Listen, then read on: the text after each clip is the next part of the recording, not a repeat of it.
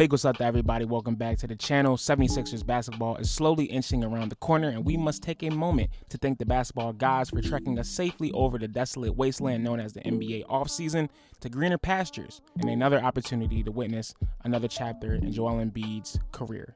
Going into season 6, besides capturing an NBA championship, there's not many things that the Cameroonian big man hasn't accomplished. Well, except for one thing.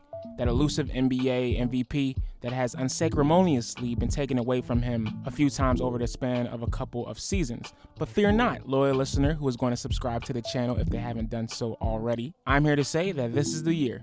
No more close calls and heartbreak. Here are 3 reasons why Joel Embiid will finally win MVP this season. Number 1.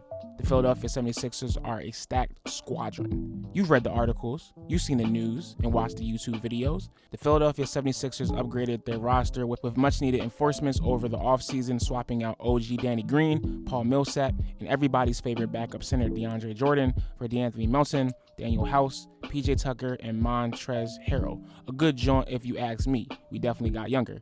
For years on end, the Sixers have not only lacked dogs in the locker room, Bulls who play with heart, locked-in intensity on the floor, but high-energy guys as well. Making these simple additions to the bench adds depth and intimidation factors that will allow a two-type play style approach for the team to play on the court. Not convinced? Well, that's fine. Third-year guard Tyrese Maxey will probably change your mind, who undoubtedly improved his offseason. The team being led by Embiid to a top 5 record in the league, no doubt as a result of him making his teammates better as he did last season, will be rewarded this time.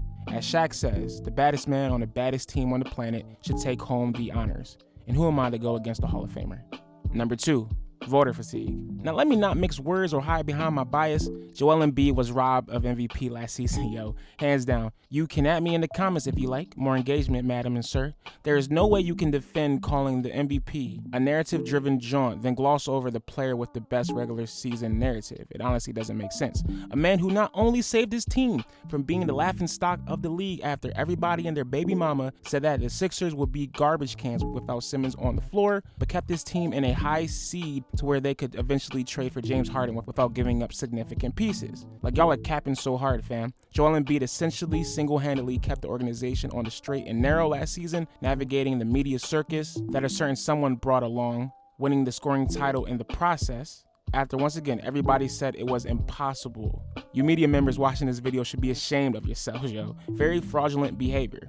Not saying that Jokic wasn't bull last year, offensively speaking, but between Joel Embiid proving everyone wrong and upping his stats all around, should have solidified bull. Anyway, unless Jokic does some other crazy statistical marvel this season, there's no way that he can get 3 back-to-back-to-back MVPs. They didn't even do that with Giannis back in the day, like 2 or 5 whatever years ago. Man, I'm getting so old. If Embiid keeps up his steady stats he had a year ago, combined with the Sixers in a top seed form, that joint is his. Book it.